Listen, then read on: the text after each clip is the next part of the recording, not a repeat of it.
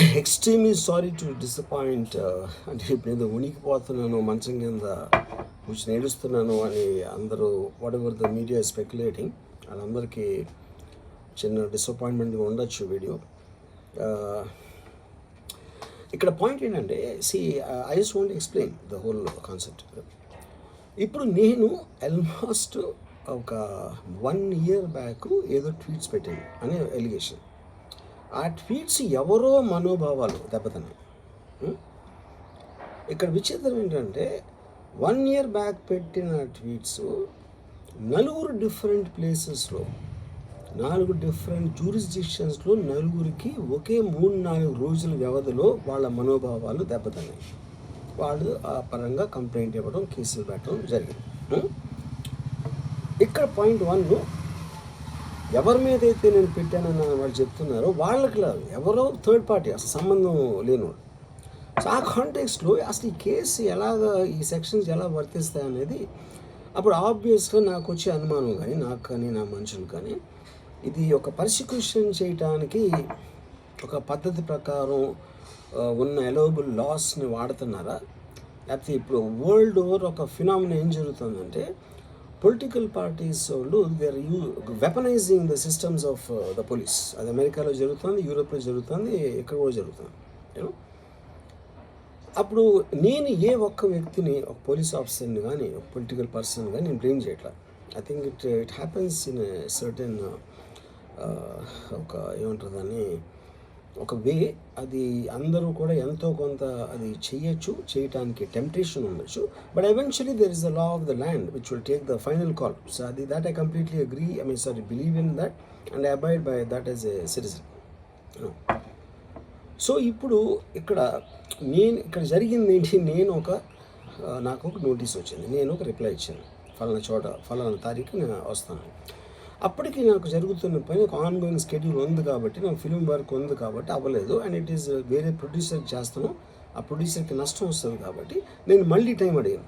ఇదేంటి కేసు, ఇదేం urgent case అంటే 1 year తర్వాత ట్వీట్ చూసిన అతనికి 1 weekలో అన్నీ అయిపోవాలనేది ఏమన్నా మీనింగ్ ఉంటుంది అసలు దానికి? So which basically means it is being done for purposes other than the urgency of the case. ఇప్పుడు అర్జెన్సీ ఆఫ్ ద కేస్ అంటే, మీరు మర్డర్లు ఇన్ని జరిగి సంవత్సరాలు తీసుకుని ఏదో ఏదో ఒక ట్వీట్ పెట్టినన్న ఎలిగేషన్ మీద హుటాహుటిని మీరు అక్కడి నుంచి పోలీసులు వచ్చేసి ఇలా చేసి అలా చేసి. ఇప్పుడు ఇంకోటి ఏంటంటే, ఫస్ట్ ఆఫ్ ఆల్ నాకు పోలీసులు అరెస్ట్ చేయడానికి వచ్చారు లేదో కూడా నాకు సరిగ్గా తెలియదు. ఎందుకంటే they didn't say it in so many words. నేను మీడియాలో కూడా ఎక్కడ చూడలేదు ఆ విషయం, అంత మీడియా స్పెక్యులేషన్ తప్పిస్తే అది నేను చూడలేదు. బట్ ఇందాక నేను చెప్పిన కారణాల వలన కోయిన్సిడెంటల్గా వేరే వాళ్ళు అన్ని చోట్ల నుంచి వచ్చేస్తున్నారు అది ఇది అన్నప్పుడు, ఐ డోంట్ వాంట్ నా టైం వేస్ట్, నా వర్క్ వేస్ట్, నా వర్క్ ప్రెషర్ ఉన్నదాని వలన I wanted to take the assistance of the judicial, because that is the final say in a democratic system కాబట్టి. సో అది దానికోసం దిస్ ఈజ్ వాట్ హ్యాపెండ్.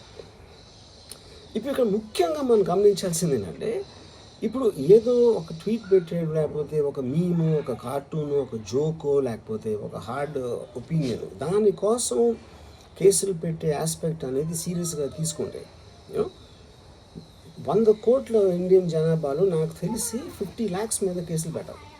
ఆ ప్రకారం అయితే అందరూ చేసేది పొద్దున్న లెగిస్తే మన ఒపీనియన్లు ఇస్తూ ఉంటాం సోషల్ మీడియాలో. అది ఏ ఫామ్లో అవ్వచ్చు, సెటైర్ అవ్వచ్చు, మీమ్ అవ్వచ్చు, ఏదో వేరే ఫుటేజ్ అవ్వచ్చు, లేకపోతే ఎవరినో కోడ్ చేసి మనం కామెంట్ చేయొచ్చు. రకరకాలుగా మన అభిప్రాయాలను మనం సోషల్ మీడియాలో వేస్తూ ఉంటాం. అది కొంతమందికి నచ్చచ్చు, కొంతమంది నచ్చకపోవచ్చు. ఇప్పుడు చూస్తే చాలామంది కొన్నిటికి అఫెండ్ అవుతారు, కొన్నిటికి నశిస్తారు, కొంతమంది చప్పట్లు కొడతారు, కొంతమంది చీ కొడతారు. That is a process of the conversation which happens in the social media. అలాగే నా మీద కూడా చాలా నీచంగా కామెంట్ చేస్తారు, కానీ దాని గురించి నేను ఎప్పుడు అనలేదు. Because I know it is a part of the eco system of the social media. అది లేకపోతే సోషల్ మీడియాకి మీనింగ్ లేదు. ఫస్ట్ ఆఫ్ ఆల్ మీనింగ్ ఉండాలి అని మనం ఒకవేళ అనుకుంటే అప్పుడు దానికి పాలసీ చేయాలి. ఇప్పుడు ఎగ్జిస్టింగ్ థింగ్స్ సరిపోవు కాబట్టి ఏది చేయకూడదు, ఏది చెయ్యాలి అని ఖచ్చితమైన క్లారిటీతో వచ్చినప్పుడు అది ఆటోమేటిక్గా లా ఆఫ్ ద ల్యాండ్ అయిపోతుంది. Then it becomes easy for everyone. కానీ అది చేయటానికి ఫ్రీడమ్ ఆఫ్ స్పీచ్ కట్టేల్ చేయాలా, ఎక్స్ప్రెషన్ కట్టేల్ చేయాలా అనేది of course the experts have to decide and realise దాని మీద ఎలాంటి రామిఫికేషన్స్, ఇప్పుడు దాని పేరు మీద చెప్పి ఫ్రీడమ్ ఆఫ్ ఎక్స్ప్రెషన్ కర్టేల్ చేస్తే that might have many more consequences which could be more dangerous than what they think it is now. So again I want to say, నేను ఎవరిని బ్లేమ్ చేయట్లేదు. ఇప్పుడు ఒక పర్టికులర్ పర్సన్ హైపోథెటికల్గా ఉన్నారు అనుకున్నాం, నా మీద ఒక చేసి నన్ను హెరాస్ చేయడానికి ఒపీనియన్ పవర్లో ఉన్న అతను చేస్తున్నాడు అనుకున్నాం, అంటే తప్పేంటి? ఇప్పుడు హెరాస్ చేసే పవర్ లేకపోతే పవర్లో రావడానికి ఎందుకు అసలు ఏదైనా చేయటానికి? So like wise social media అనే మాధ్యమం నా దగ్గర ఉంది కాబట్టి, నాకు ఎన్నో కొన్ని ఫాలోవర్స్ ఉన్నారు కాబట్టి వాళ్ళకి రీచ్ అవ్వడానికి నేను చేస్తాను, అలాగే వాళ్ళు చేస్తారు. కానీ నన్ను కానీ తనను కానీ అందరినీ ఫైనల్గా జడ్జ్ చేసేది judiciary. That is the whole point. మీకున్న ఒక నాన్ క్లారిటీ ప్రాసెస్లో వాట్ ఈజ్ టూ మచ్ అనేది ఎవరు చెప్తారు, ఎప్పుడు చెప్తారు, ఎలా చెప్తారో అది ఎక్కడ రాసి ఉంది. ఆ క్లారిటీ అది లేనప్పుడు ఆటోమేటిక్గా this will keep on happening, you know. So I cased ఇందాక ఒక మొత్తం social media almost 90% of them they will be liable for cases to be put. ఏంటంటే పొద్దున్న లేస్తే అందరూ చేసేది అదే, ఎవరో ఒకరిని తిట్టడం, ఎవరో ఒకరిని ఇది చేయడం, ఎవరో ఒకరి మీద ఒపీనియన్ ఇవ్వడం, ఎవరో ఒకళ్ళ పర్సనల్ లైఫ్లోకి వెళ్ళిపోవడం. అది తప్పిస్తే సోషల్ మీడియాలో ఇంకేం చేస్తారు అసలు? సో ఇప్పుడు వాళ్ళందరి మీద పెట్టాలి అంటే అక్కడ ఎలా అంత ఉంటుంది? ఇంకోటి, దాని అర్జెన్సీ ఏంటి, దాని ఇంపార్టెన్స్ ఏంటి, ఎంత అంటే ఇప్పుడు మర్డర్ కేసులు, టెర్రరిజం కేసులు, ఇలాంటి దానికి ఒక సీరియస్ క్రైమ్స్కి ఉండాల్సిన పోలీసు సంవత్సరం క్రితం పెట్టిన ట్వీట్ కోసం అతను he didn't reply properly are he didn't reply అన్న ఒక్క దాని బేసిస్ మీద ఒంగోలు నుంచి పోలీసులు వచ్చేసి అది చేశారు అంటే I'm not able to understand the police priority ఏంటని. నేను పోలీసుని బ్లేమ్ చేయట్లేదు, I'm track with the system, I'm not talking about the particular police officers. Ongole police officer మాట్లాడలేను. So is there a system in place for that? Priority of importance అనేది ఉంటుంది కదా ఎక్కడో చోట.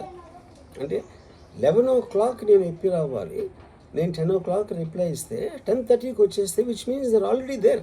అంటే అన్ని పనులు వదిలేసి ట్వీట్ పెట్టిన వాళ్ళ మీద వస్తే I really don't understand the context honestly, you know. సో అందుకని ఇప్పుడు ఇది నాది క్వశ్చన్ కాదు. రామ్ గోపాలమో ఒకడు ఎవడో ఉన్నాడు అటు పెట్టాడు, ఇంకోటి ఎవడో సబ్బారావు పెట్టాడు, అప్పారావు పెట్టాడు. సో దీని మూలాన రామ్ గోపాల్ మీద, అప్పారావు, సుబ్బారావు మీదకి వస్తే రేపు ఎంతమంది మీదకి వెళ్తారు? ఇది అందరి ప్రాబ్లం. సో అది నా పాయింట్.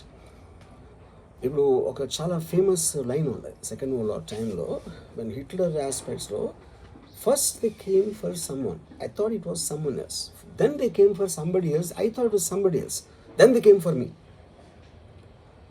అంటే ఏంటి? Then they came for everyone. So that is what we need to actually, that is the main issue which is what I wanted to bring to your notice. అప్పుడు ఒక్క second నన్ను మర్చిపోతే social మీడియాలో tweets, memes పెట్టినంత మాత్రాన ఎవరో ఒకళ్ళు ఏదో ఒక రోజు మేల్కొని 1 year తర్వాత నేను అప్పుడు చూశాను కానీ ఇప్పుడే చూశాను, అప్పుడు పెట్టావు, ఇప్పుడు నా మనోభావం దెబ్బతిందంటే అసలు దానికి అంత అనేది ఉంటుందా అలాంటి కేసులు పెట్టడానికి? ఓకే, బై లా కంప్లైంట్ వచ్చినప్పుడు కేసు తీసుకోవాలి, ఐ అండర్స్టాండ్. నాకు అంత మాత్రం లా పరిజ్ఞానం నాకు కూడా ఉంది. కానీ అది మీరు సీరియస్గా తీసుకుంటే, ఒక యూనిఫామ్ డిస్పారిటీ లేకుండా, డిస్క్రిమినేషన్ లేకుండా మీరు అందరినీ సీరియస్గా తీసుకుంటే అంటే మొత్తం సోషల్ మీడియా మొత్తం జైల్లో ఉంటుంది అట్లీస్ట్ 80 to 90%. ఎందుకంటే సోషల్ మీడియాకి వచ్చేదే దానికోసం, ఎవరైనా సరే వచ్చేది ఫైనల్గా. So basically I felt there is a need for me to tell for the concern people. ఇప్పుడు నేను పారిపోయానా, దాక్కుని ఏడుస్తున్నానా, భయపడి ఉనికిపోతున్నానా, వాట్ ఎవర్, అది okay, that's all fine. I know that is for entertainment at the end of the day. అలాంటి thumbnails లేకపోతే ఎవరు చూడరు కాబట్టి వాళ్ళ బతుకు తీరు కోసం అలాంటివి పెట్టుకుంటారు. I have no problem with that. Everybody wants to make a living. But on the larger picture I want to say this one thing lastly నేను చెప్పేది అంటే, ఒక్కటే అందరూ అర్థం చేసుకోవాల్సింది, ఇది సోషల్ మీడియా ప్రాబ్లం, నా ఒక్క ప్రాబ్లం కాదు. That is what I will request everyone to understand, including if at all ఎవరన్నా దీన్ని పనిగట్టుకుని ఇది చేసే మనుషులు ఎవరన్నా ఉన్నారని నేను చెప్పట్లేదు. I don't want to jump the gun, but even for them I think fundamental importance is this point అనేది I wanted to tell. Thank you.